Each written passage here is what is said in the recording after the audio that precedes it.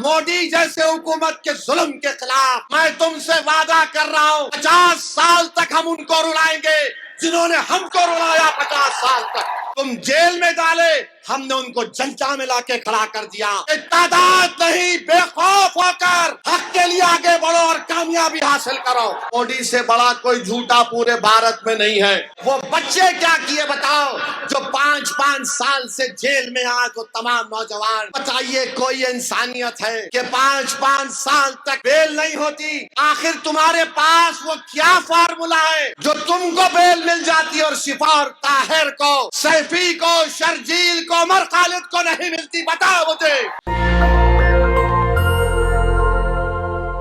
BJP ये समझ रहे हैं कि 2100 और 2500 रुपए का वादा करके हम हमारी माँ और बहनों को वोट डालने से रोकेंगे शिफा के लिए। तो मैं उन माँ और बहनों से भी अपील कर रहा हूं कि आपने शाहीन बाग बनाया था, आज आपको इन तमाम केजरीवाल के और मोदी के झूठे बातों पर, उनके वादों पर कोई भरोसा मत करिए। आपकी मंजिल, आपका ऑब्जेक्टिव ये होना चाहिए कि जो शाहीन बाग का एहतजाज हमने शुरू किया था वो आज भी जारी और सारी है और कल भी जारी और सारी रहेगा। उसकी मंजिल मकसूद उसी वक्त पूरी होगी जब हम उस काले कानून को खत्म कराएंगे। और पहले आपके सामने ये चैलेंज है कि 5 तारीख के दिन आप अपना एक वोट उस शाहीन बाग में एक बहुत बड़ा रोल अदा करने वाले शिफा के हक में अपने वोट का इस्तेमाल करके उनको कामयाब और कामरान करें। इम्तियाज जलील ने जो बात कही है वो बहुत अहम है आपके लिए। दूसरी अहम बात मैं आपको बताना चाहूंगा कि यहाँ पर आप देखते हैं कि बहुत से वादे 5 साल पहले यहाँ के मुख्यमंत्री केजरीवाल ने किए थे। मेरे अजीज दोस्तों और बुजुर्गों, याद रखिए मेरी इस बात को कि सिर्फ ये जो वादे किए जा रहे हैं मोदी और केजरीवाल की तरफ से, यकीनन हमारे लिए ओखला में पीने के पानी का इंतजाम केजरीवाल ने नहीं किया। बहुत उसका टूट 2020 का इलेक्शन मैनिफेस्टो ये कहता है कि मैं गारंटी कार्ड दूंगा, आपके घर पर राशन लाकर दे दूंगा। कोई राशन नहीं आया, आपको जाकर अपना राशन लेना पड़ता है। वादा किया गया था कि ओखला की असेंबली हल्के में पीने का पानी मिलेगा, मगर केजरीवाल और मोदी से बड़ा कोई झूठा पूरे भारत में नहीं है। इन दोनों ने कहा था पानी आएगा, मगर आज ओखला में आप देखते हैं कि सुबह 8:30-9 बजे एक मुनफरिद आवाज आती है कि पहले फ्लोर के लिए पानी ले लो 25 रुपये, दूसरी फ्लोर के लिए 30 रुपये पानी ले लो। तीसरी बात मैं आपको वादा करके जा रहा हूं, आप अपने दुआ और वोट से शिफा को कामयाब करिए। ओखला में 3.5 लाख रुपये गज जमीन है यहाँ पर।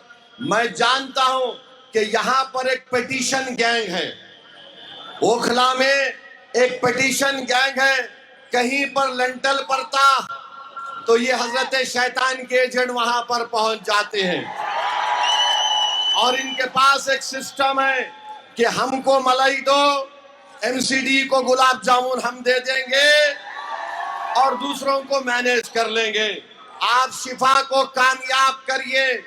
ये पिटीशन गैंग को हम घर में बिठाएंगे, किसी को एक पैसा देने की जरूरत नहीं पड़ेगी। अपने घर का रेंटल डालते वक्त शिफा आकर ठहरेगा और आपकी मदद करेगा। मैं उस ब्लैकमेलिंग गैंग को कह रहा हूं कि तुमने बहुत से लोगों का खून चूस लिया, तुमको सरपरस्ती जरूर इसमें शामिल है यहाँ के विधायक की। अब 5 तारीख के बाद तुम ब्लैकमेलिंग नहीं कर पाओगे। अरे बताओ केजरीवाल, यहीं पर जामिया में कई बिल्डिंग्स को, घर को तोड़ दिया गया। कहां था तुम्हारा एमएलए, कहां थी तुम्हारी सरकार? कई लोगों के घर को बुलडोजर लगाकर तोड़ दिया गया। तो ओखला की आवाम को समझना है कि केजरीवाल ने जिसको यहाँ पर अपना एमएलए बनाया वो लीडर नहीं है, डीलर है। वो लीडर नहीं है, डीलर है। लीडर बनेगा तो आपके ओट से शिफा बनेगा इंशाअल्लाह ताला। तो केजरीवाल डीलर को चाहता है और केजरीवाल और उनके बड़े भाई मोदी लीडर से डरते हैं। आपको ये अपने वोट से इस बात को पूरा करना है कि आप डीलर को हराएंगे और लीडर को कामयाब करेंगे इंशाअल्लाह ताला। तीसरी अहम बात जो मैं आपके सामने रखना चाह रहा हूं, आप देख लीजिए कि यहां पर डीलर को कामयाबी मिल गई। एडीआर की ऑनलाइन रिपोर्ट है कि यहां का विधायक दिल्ली के विधानसभा में गूंगा बनकर बैठता है। मैं आपसे वादा कर रहा हूं, मैं आपको जबान देकर जा रहा हूं, मैं मोदी और केजरीवाल की तरह गारंटी की बात नहीं कर रहा हूं। मैं आपको जिम्मेदारी के साथ जबान देकर जा रहा हूं, शिफा को कामयाब करिए। हम सब मिलकर ओखला के इन तकालीफ को दूर करेंगे। वहीं पर मेरे अजीज दोस्तों और बुजुर्गों, मैं एक बात शुरू में कहना चाह रहा था। मैं अपनी तरफ से बल्कि आप तमाम की तरफ से जकिया जाफरी के खानदान के लोगों को पुरसा देता हूं जिनका आज इंतकाल हुआ। ये ऐसी खातून थी जिसके आंखों के सामने एहसान जाफरी को कत्ल किया गया। ये वो हमारी माँ थी जिसके सामने उसके शौहर का ना सिर्फ कत्ल हुआ बल्कि उसके जिस्म के कई टुकड़े करके एहसान जाफरी को जिस्म को जला दिया गया था। वो एहसान जाफरी राज्यसभा के रुकने पार्लियामान भी थे एक जमाने में। वो 2020 से 20 साल तक जकिया जाफरी इंसाफ के लिए लड़ती रही। मैं सलाम करता हूं जकिया जाफरी के हौसले को, उनकी बेबाकी को, और हम अल्लाह से दुआ करते हैं कि परवरदिगार जकिया जाफरी की मग़फ़िरत फरमाए और जो जकिया जाफरी के ख्वाब है इंशाअल्लाह ताला इंसाफ के यहाँ पर हम उसको मुकम्मल करेंगे।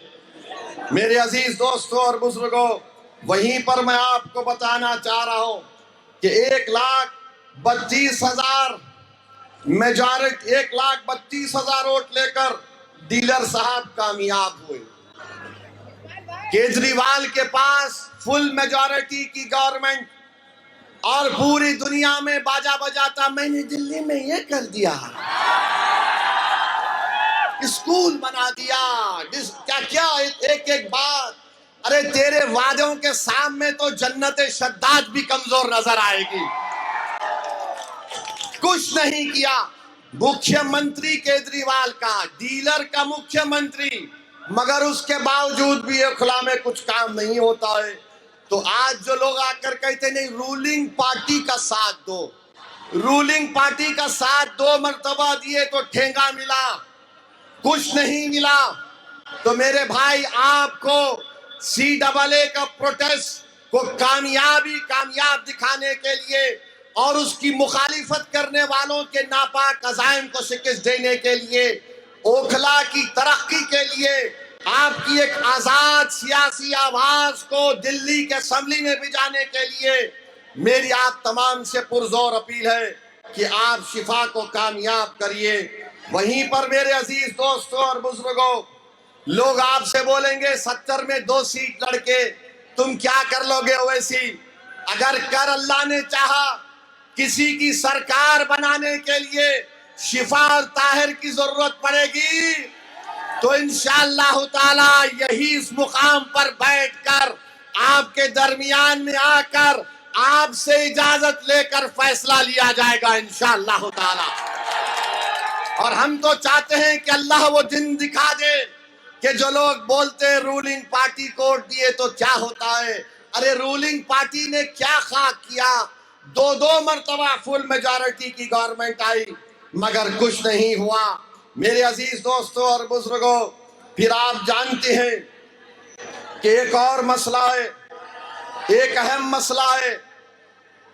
5 तारीख के दिन जब आप वोट डालने जाएंगे, इस बात को याद रखिए कि पूरे भारत में अगर किसी ने मुस्लिम अक़लियत को कोविड के दौरान बदनाम करने की कोशिश की तो सबसे पहले नाम आएगा केजरीवाल का। तबलीगी जमात के खिलाफ आम आदमी पार्टी की सरकार ने पुलिस में कंप्लेन देकर एफआईआर दिया था। आपको याद दिला रहा हूं, जब दिल्ली की सरकार कोविड पेशेंट के लिस्ट देती थी तो उसमें लिखा हुआ अलग सेक्शन होता था मरकज। इस जालिम हुकूमत ने पूरे भारत के मुस्लिम अल्पसंख्यक समाज को, मुस्लिम माइनॉरिटी को बदनाम करने का यहां से आगाज किया।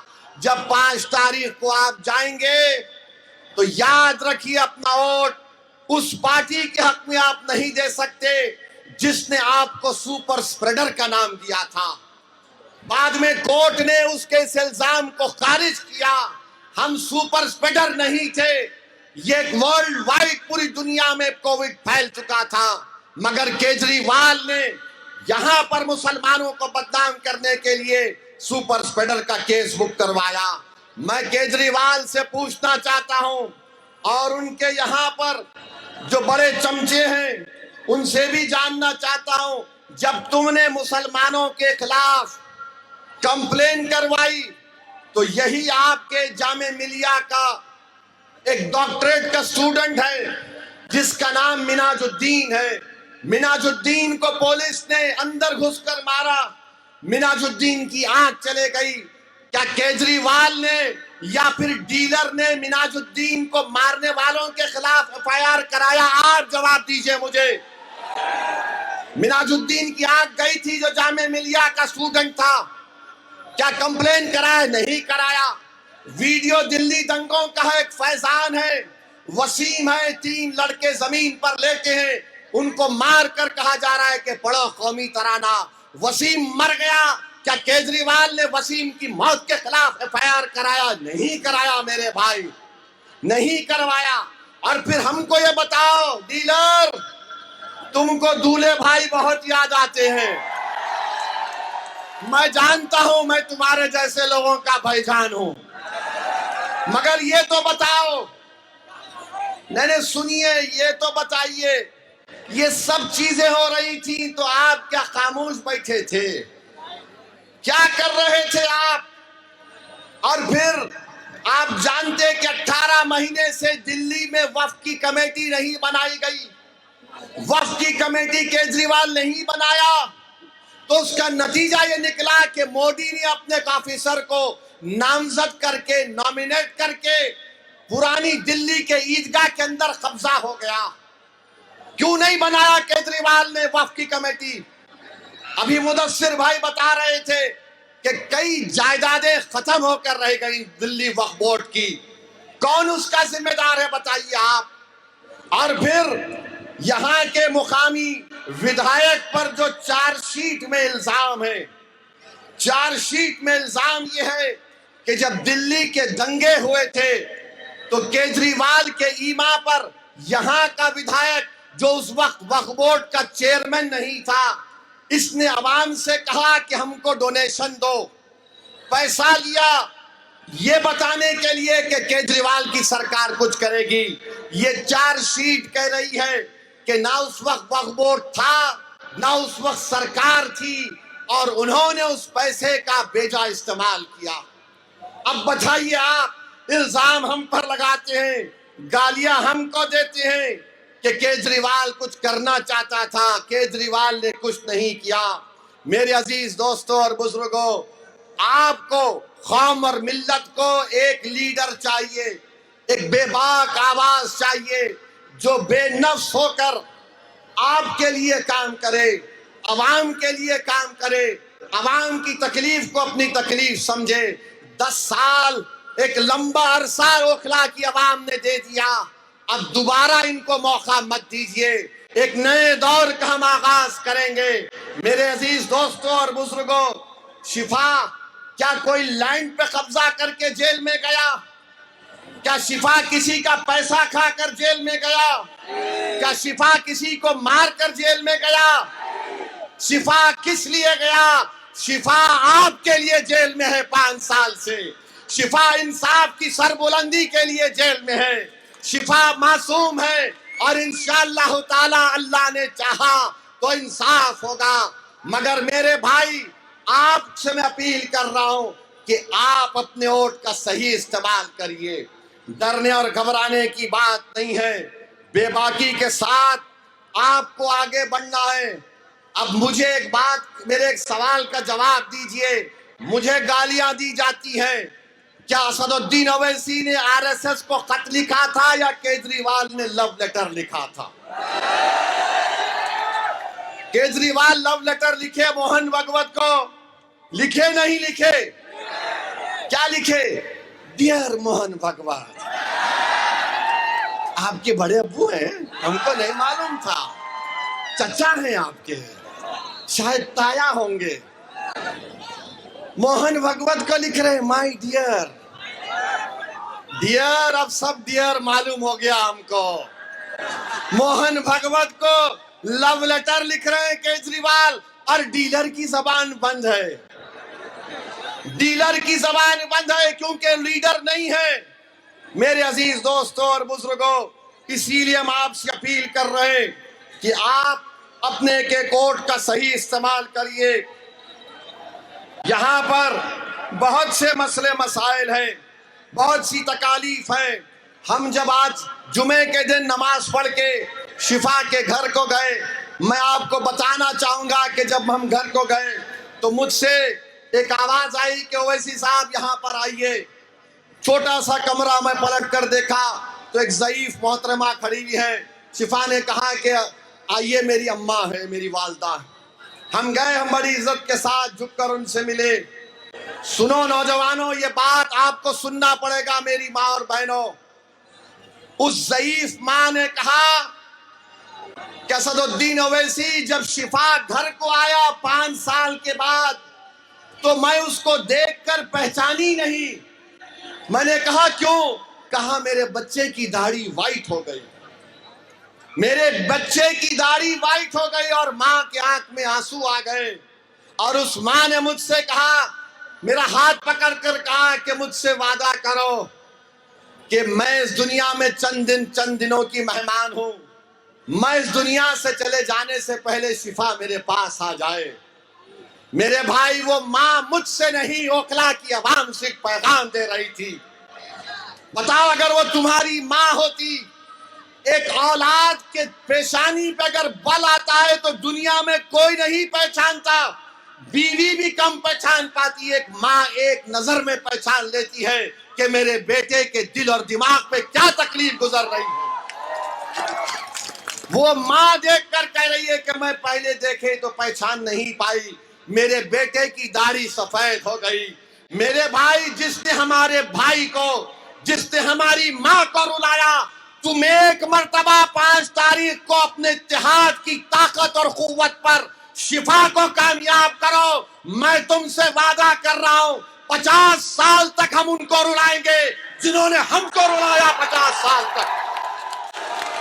ये वोट उस माँ के लिए भी देना पड़ेगा, ये वोट हमारी बहन नौरीन के लिए भी देना पड़ेगा जो तड़प रही है अपने शौहर के लिए।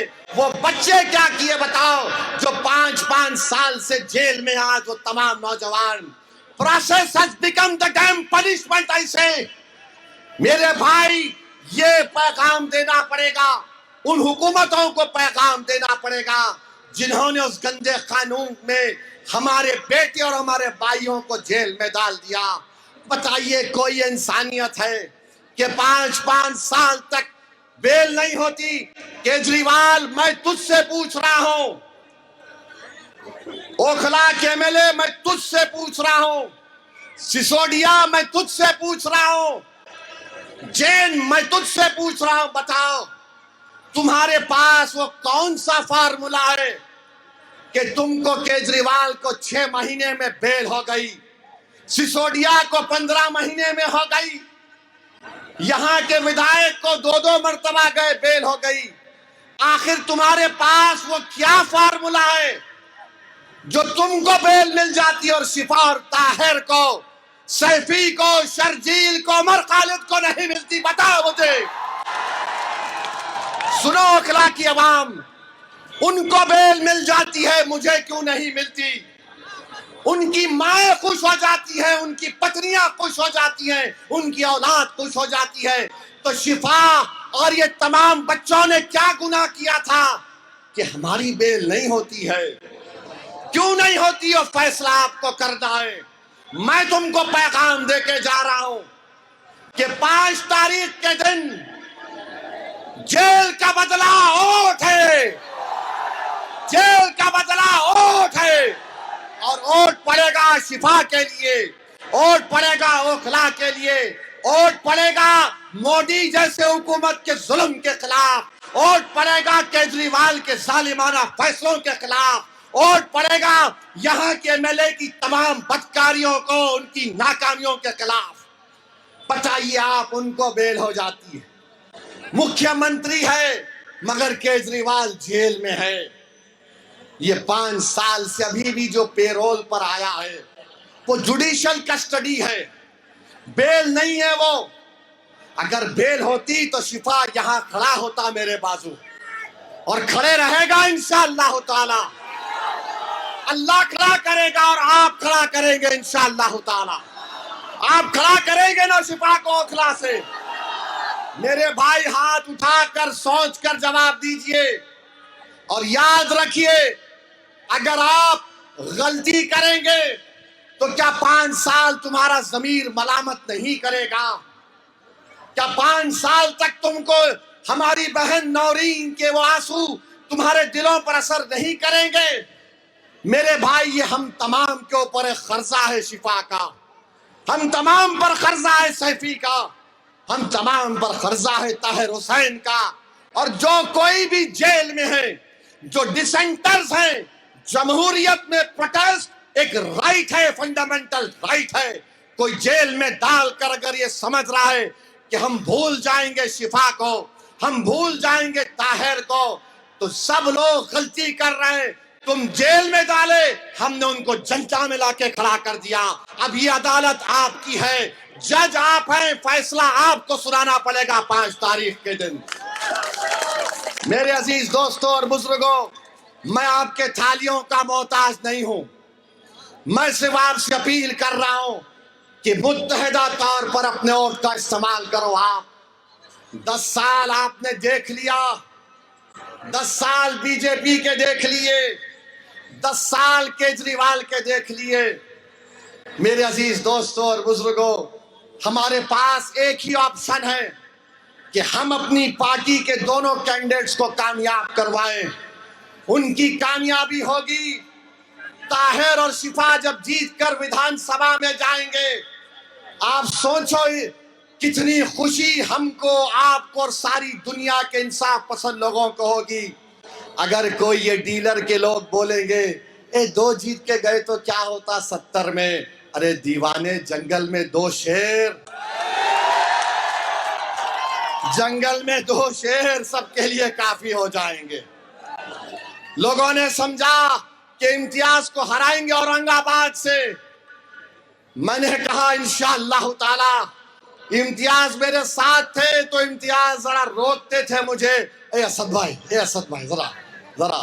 अब तो वो भी नहीं है, अब तो वो भी नहीं है। हम आप देख रहे हैं भारत की पार्लियामेंट में, मेरे भाई, तादाद काम नहीं आती, कमिटमेंट काम में आता है। तादाद अगर काम में आती तो 313 गालिब नहीं आते। अगर तादाद काम में आती तो खुदसिया की जमीन पुकार कर तुमसे कह रही है कि तादाद नहीं, बेखौफ होकर हक के लिए आगे बढ़ो और कामयाबी हासिल करो। लोग तादाद तादाद बोल रहे, क्या तादाद हो गया बताओ आप? 67, 62, उसके बावजूद भी दबाया जा रहा है और कोई आवाज उठाने वाला नहीं है, कोई आवाज उठाने वाला नहीं है। हम यहाँ पर दूसरे दर्जे के शहरी नहीं है, ना हम कभी बनेंगे, हम अव्वल दर्जे के शहरी हैं। अगर आप वोटर हैं तो मैं कुछ नहीं कहूंगा। अगर आप सिटीजन विद राइट्स हैं, अगर आप शहरी हैं जिसके हकूक हैं, तो आपको शिफा के हक में वोट देना पड़ेगा। आप वोटर नहीं हैं, आप सिटीजन विद राइट्स हैं, और सिटीजन विद राइट्स जब आप इसको समझ जाएंगे, आपकी कामयाबी होगी। बताइए, सबकी एक पॉलिटिकल एजेंसी है, किसकी नहीं है? आपकी पॉलिटिकल एजेंसी नहीं है। हर पार्टी में उसके समाज की लीडरशिप है, मगर जब बात मुस्लिम अक़लियत की आती, नहीं नहीं नहीं हो सकता। अरे जब मोदी भारत के पार्लियामेंट में सीना थाप कर बोलता है कि देश का सबसे बड़ा बैकवर्ड क्लास का नेता मैं हूं, तो मैं ओखला की सरजमीन में खड़े होकर कहना चाह रहा हूं, क्या आप मुझे इजाजत देंगे ये बात कहने के लिए? सुन लो मेरी बात, मैं अल्लाह को हाजिर नाजिर जानकर बोल रहा हूं कि दिल्ली में अगर तुम्हारा कोई नेता होगा तो शिफा होगा, उससे हटकर कोई नहीं होगा। क्या आप मेरा साथ देंगे इस बात पर? शिफा आपका नेता बनेगा, शिफा आपका एमएलए बनेगा। जोर से बोलिए इंशाअल्लाह, जोर से बोलिए मोहर लगेगी पतन छाप पर। ये काम आपको करना है, वरना इतनी बड़ी तादाद में आज आ तो गए। मेरे आज के भाषण के बाद मिस्टर इबलीस के एजेंट शुरू हो जाएंगे। मिस्टर इबलीस के लोग आपके पास आएंगे, बड़ा अच्छा भाषण था, अबे हमेशा अच्छा होता है, मगर आके बोलेंगे 2 ही सीट लड़ रहे थे, बढ़ के लड़ना था, मेरी मर्जी, मेरे घर की बात है, मैं 2 लड़ूं 10 लड़ूं, अगर ज्यादा लड़े नहीं डील हो गई इनकी, कम लड़े तो देखो यहीं पे लड़े। अरे अगर हम यहाँ पे लड़े तो कांग्रेस ने और केजरीवाल ने क्यों दिया शिफा के खिलाफ उम्मीदवार? फिर तुमको नहीं देना चाहिए था। किसने कुर्बानी दी बताओ? शिफा से ज्यादा किसी ने नहीं दी, जो अपने परिवार से खानदान से महरूम हो गया। मैं देखा शिफा की तड़प को, जुम्मे की नमाज पढ़कर मस्जिद के बाहर आया तो शिफा से कहा चलिए आपके घर पे चलते हैं। तो शिफा ने आंख में आंसू लाते कहा असद भाई मेरे प्रोफेसर से मिल के आता हूं। ये तब तड़प है, ये इक़दार है। तो मेरे अजीज दोस्तों और बुजुर्गों, हम आपसे अपील कर रहे हैं कि डरने और घबराने की जरूरत नहीं है। अगर डीलर कुछ मलाई देता है तो मलाई खा लो, छोड़ो मत। डीलर अगर कोई मलाई का ऑफर कर रहा है दबा के खाओ। डीलर अगर नहरी खिलाना चाहता तो बराबर खाओ, मगर डकार लेके बोलना डीलर रोड तो पतन पे पड़ने वाला है शिफा के लिए। डीलर 10 साल में बहुत डीलिंग कर लिए, बहुत डीलिंग कर लिए। तो मेरे अजीज दोस्तों और बुजुर्गों, आपके ऊपर है, जमहूरियत है, आपको शिफा को कामयाब करना है। आप मुत्तहिदा तौर पर अपने के कोर्ट का इस्तेमाल करेंगे तो यकीनन इंशाअल्लाह कामयाबी होगी। शिफा की उस ज़ईफ माँ की लाज रख लो मेरे भाई। मैं तुमको जज्बात में लाने के लिए कह रहा हूं, उस माँ की वो हालत नहीं रही कि दोबारा अगर शिफा चला जाएगा जेल को तो मुझे लगता है कि उसकी माँ उस सदमे को बर्दाश्त नहीं कर पाएगी। मेरे अजीज दोस्तों और बुजुर्गों, कामिल मोमिन वो है जो दूसरे की तकलीफ को अपने दिल में और अपने तलवे में महसूस करे। रब्बे करीम सूरे इंसान में फरमा दिया आयत नंबर 8 में कि कैदियों पर, असीरों पर रहम करो। मैं तुझे तुम्हारे सामने रब्बे करीम का फरमान कहकर मैं हैदराबाद से जरूर आया हूं, मगर तुम्हारे सामने झोली फैलाकर कह रहा हूं कि रब्बे करीम के फरमान को सामने रखकर तुम शिफा पर रहम कर दो मेरे भाई। उसके बच्चों पर, उसकी माँ पर रहम कर दो, उसको कामयाब करो। शिफा कामयाब होगा तो वो जो लोग जेल में सड़ रहे हैं उनको एक नया हौसला मिलेगा, जो बिला किसी वजह से उनके माँ बाप उनसे दूर हो चुके हैं। तो बहरहाल मेरे अजीज दोस्तों और बुजुर्गों, इस उम्मीद से आप यहां से जा रहा हूं कि 5 तारीख को ओखला के विधानसभा में, आसमानों में, आपके घर में, आपकी दुकान पर क्या आवाज आएगी? क्या आवाज आएगी? जोर से बोलिए, क्या आवाज आएगी? किसका नाम आएगा? किसका नाम सुनाई देगा? जोर से बोलिए कि शिफा का नाम आएगा। हम डीलरों को नहीं चाहते, हम लीडरों को बनाएंगे। नेशनल दस्तक की आपसे गुजारिश है कि अगर इसको बचाना चाहते हैं तो नेशनल दस्तक को सब्सक्राइब करने के लिए रेड कलर के सब्सक्राइब बटन को दबाएं, फिर बेल आइकन की घंटी दबाएं। नेशनल दस्तक को बचाने के लिए बहुत जरूरी है कि हर खबर को शेयर करें, लाइक करें, कमेंट जरूर करें।